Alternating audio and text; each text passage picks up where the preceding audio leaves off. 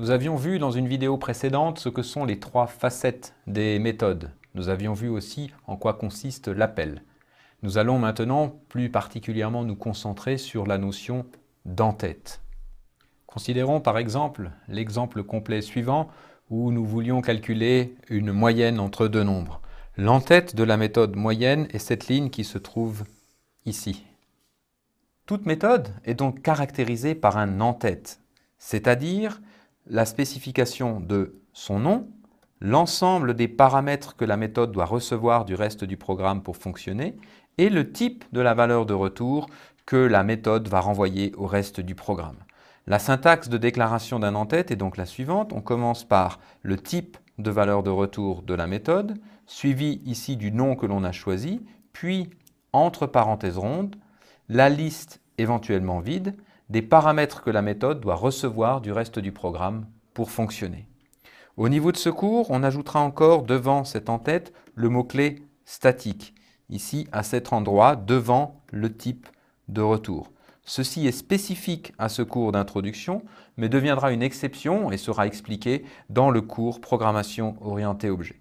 Voici donc quelques exemples d'entête. On retrouve ici l'entête de l'exemple du calcul de la moyenne qu'on a pris dans le transparent précédent, où l'on voit donc le nom de la méthode, moyenne, le type de retour, ici double, précédé dans ce cours du mot-clé statique, et enfin, entre parenthèses rondes, les deux paramètres que l'on passe à la moyenne, à la méthode moyenne, pour calculer la moyenne de ces deux valeurs.